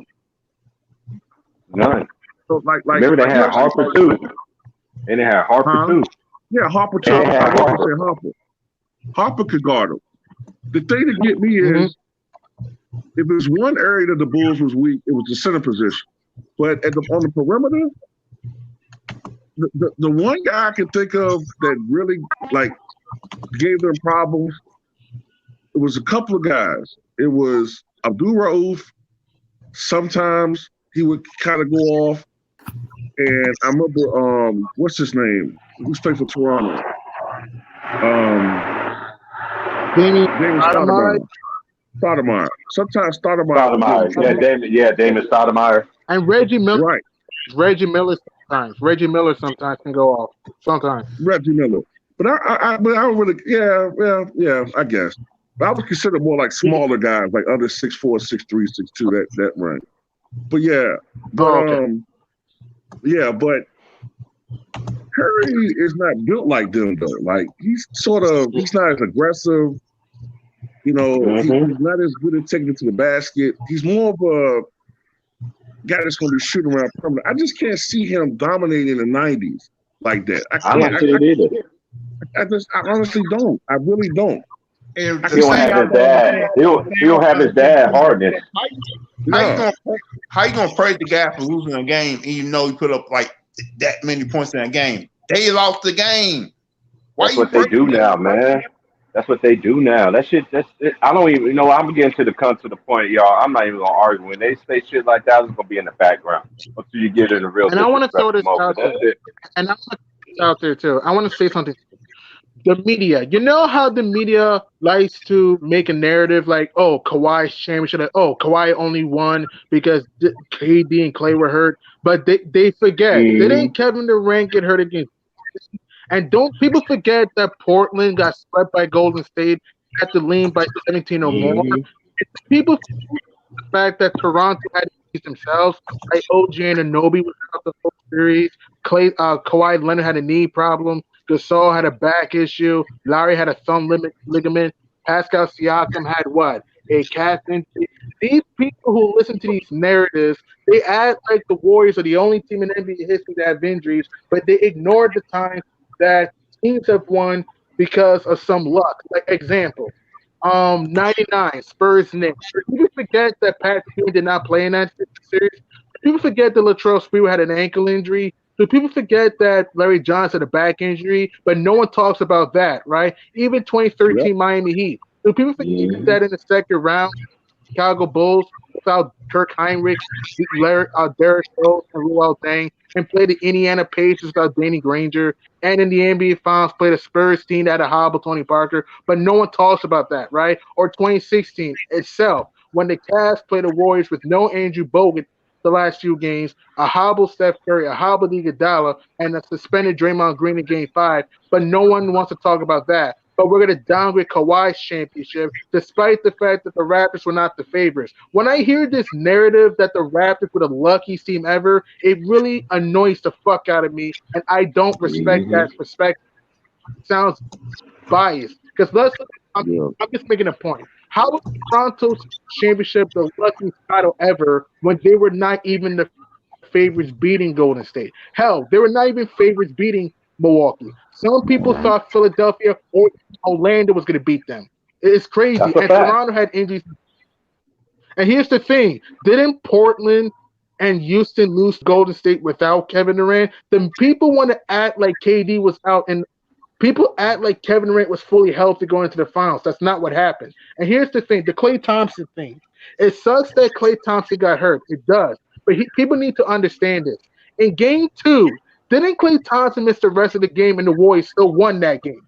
People forget about that in Toronto. In Game 3, and I actually checked this, and before Game 3, the Warriors were actually the favorites without Klay Thompson and KD. No one talks about that against the Raptors. And when Klay got hurt in Game 6, it was a 5-point game when he left. They were still down 3-2 in the series. So even if they win Game 6, they still have to win Game 7 on the road. We don't know what would have happened. So it's like the media wants to create this narrative that the Raptors are the only team to be an injured team in the finals, while we have 19 injured teams that hurt before. It's ridiculous. It's sickening. Yeah, I agree. Didn't they kind of do the same thing back in 2004 when the Lakers was playing Detroit? Exactly. Karl Malone got hurt too, but no one talks about that. But that was right that series either. And Kobe was going to court, and Kobe was going to court for that rape allegation during the NBA Finals. But what kills me is this, okay? I always tell people this. I understand we can have a right to an opinion. I respect people's right to have the opinion. But if you want your opinion to be respected and not be criticized, you got to form an argument that's logical. We got to be honest. We can't just talk out of our ass and just expect people to just accept what we're saying. People need to understand to when you have perspective, you got to make it honest. You got to be logical. That's the problem with people. People don't understand that. It's like it's really annoying the fact that yes, we can have different perspectives, but if you're going to have an opinion, if you want people to honor, to appreciate and respect your opinion, it should make sense towards the listener, right?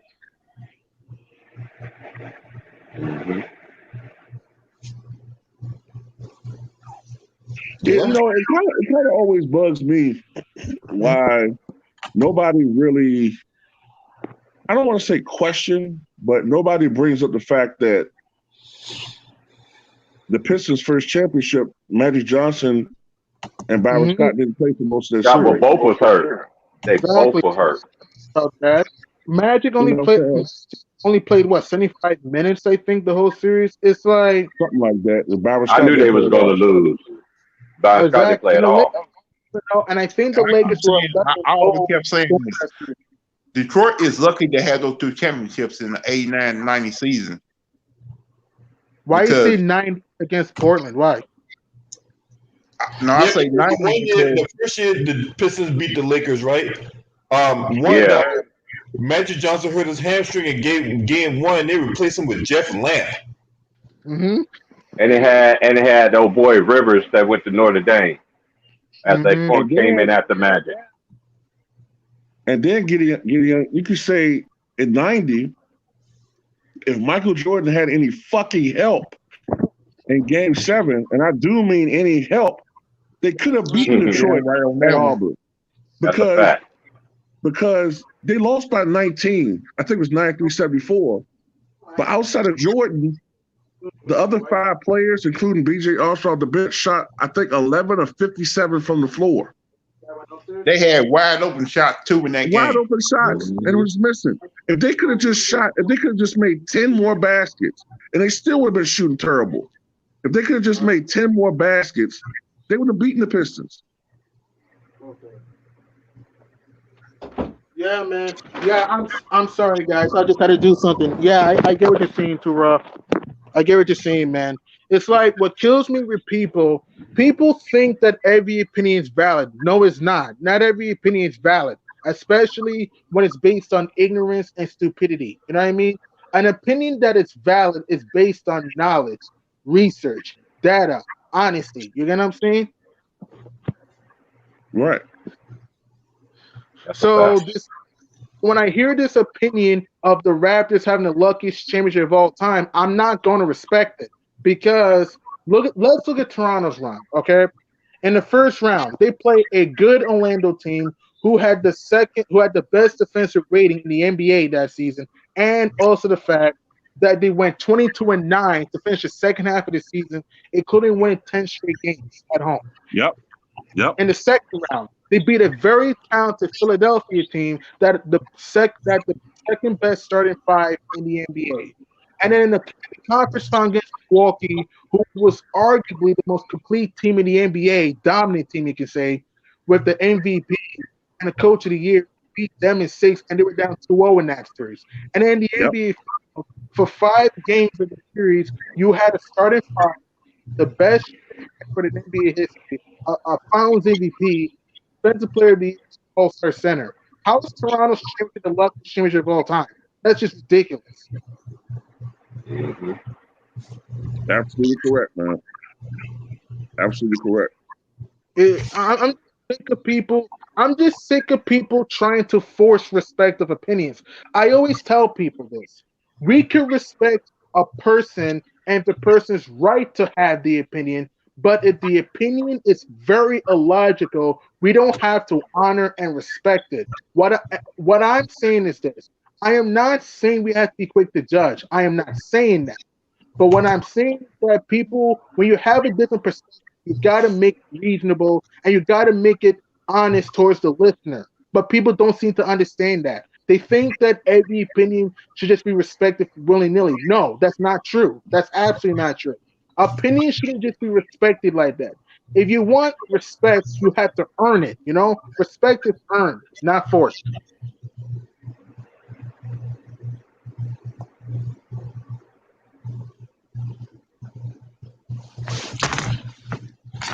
It just goes to show you the list. You can go down the line, the list of disrespect that we get on a daily basis when it comes to these media members, because it all goes back to an agenda. It also goes back to the agenda they're trying to uphold, or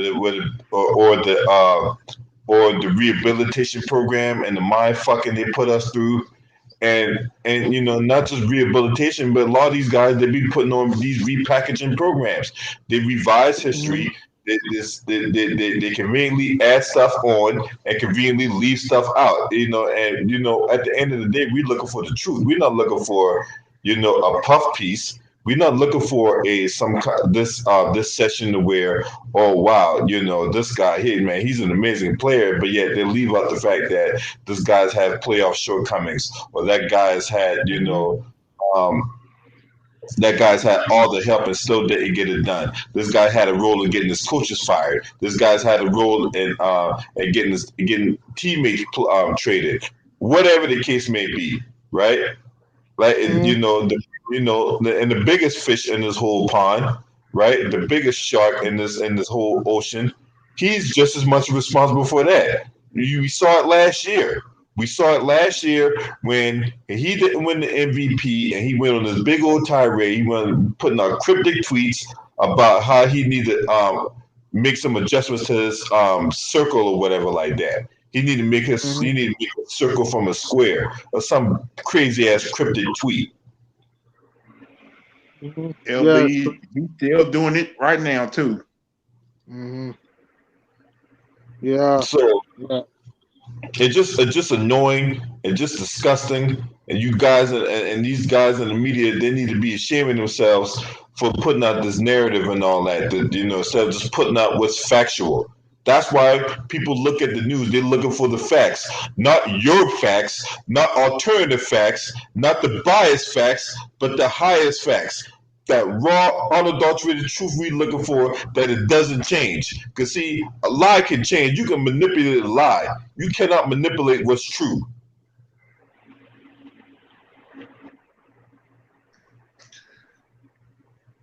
I just want to say one thing real quick, LB. Rest in peace, Pedro Gomez. He was one of the media guys I really did like. He spoke the truth when he came on TV. Yeah, Pedro Gomez, he was a guy. When Barry Bonds was chasing that home run record, he was a guy that was very instrumental in that. No, he passed when he died today. He died a Oh, couple days ago.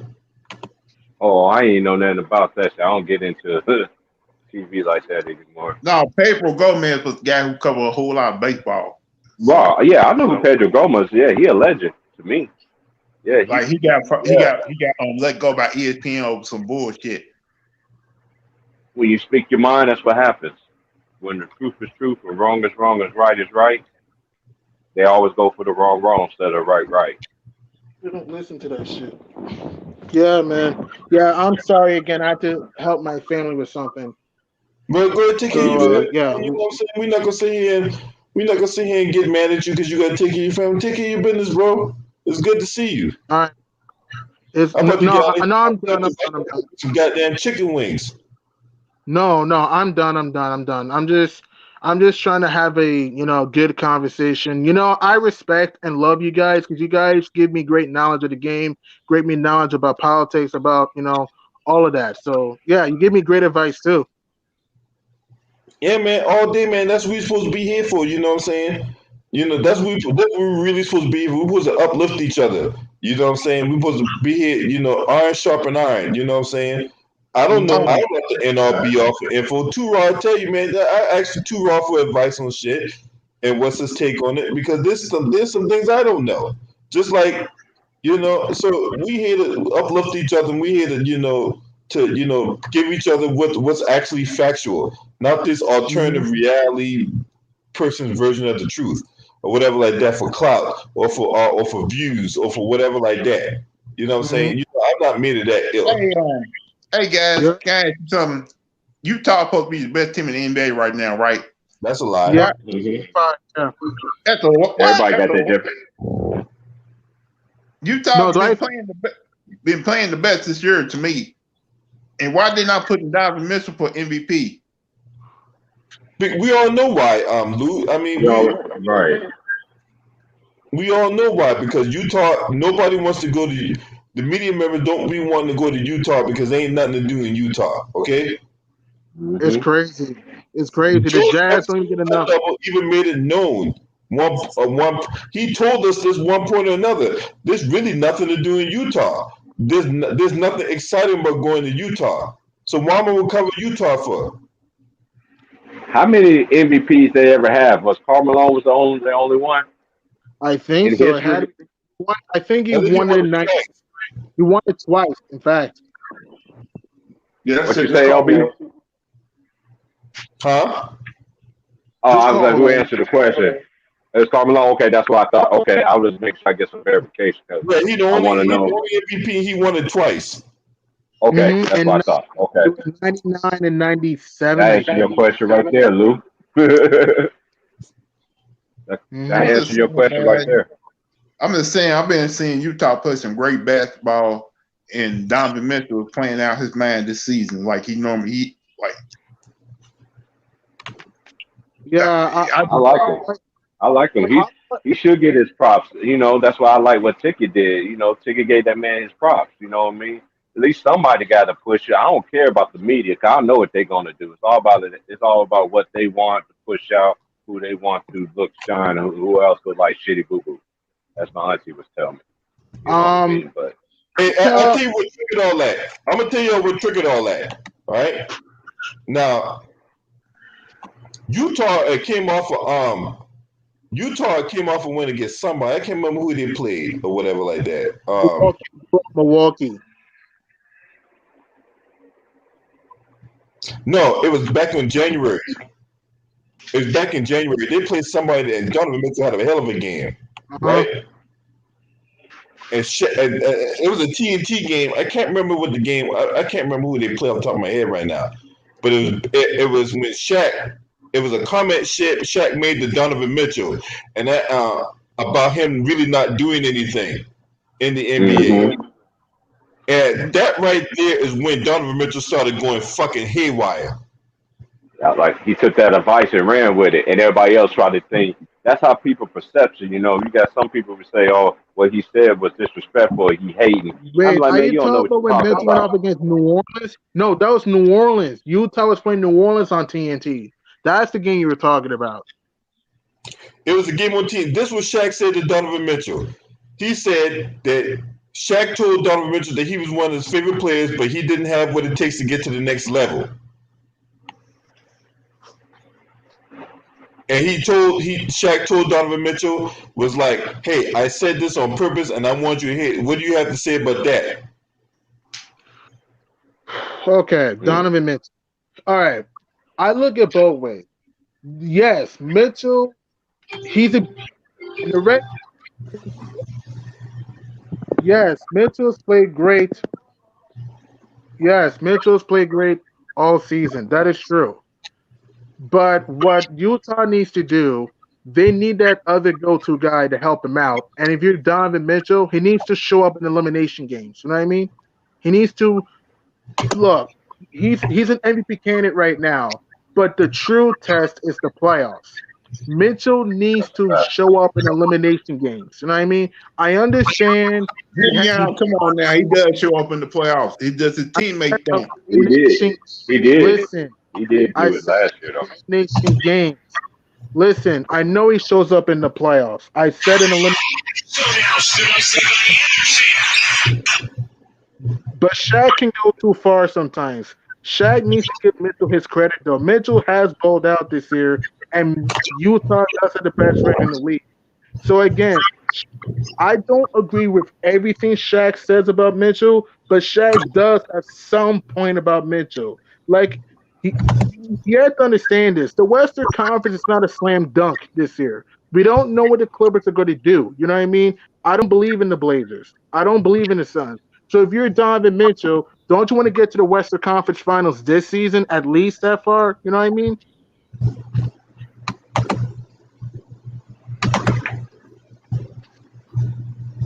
That's all I'm saying. I know Mitchell shows up in the playoffs. I know that. What I'm saying that's why better. That's why I worry about the playoffs and worry about what the media may do to try to sway these games in the playoffs. The way that because they can say, well, these players got to do this, these players got to do that, and the referees heard that they may call the playoffs a whole lot different, and you may see certain games be called a whole lot different in the playoffs when they don't need to be called that way.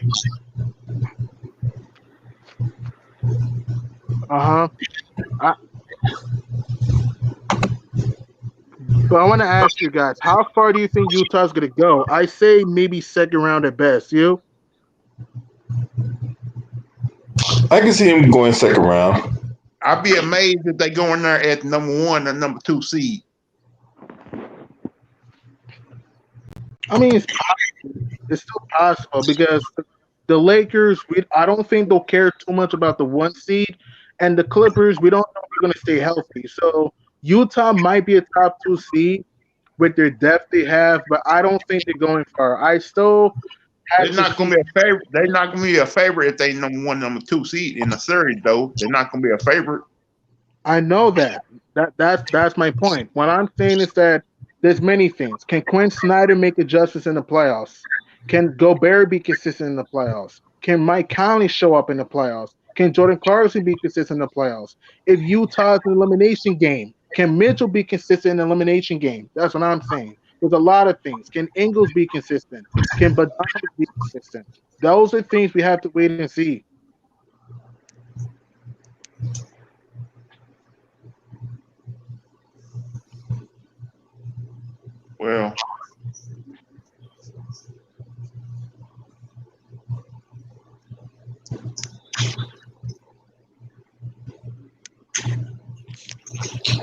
Well, it'll be interesting to see how this plays out.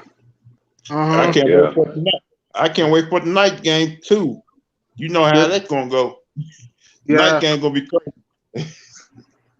I'm out here on the West Coast, man. I'm hearing so much people talking. They can't even place a business today talking. I know it's about the Warriors. I'm like, man, out of here. I'm waiting on that game too. Cause you know KD come back tonight.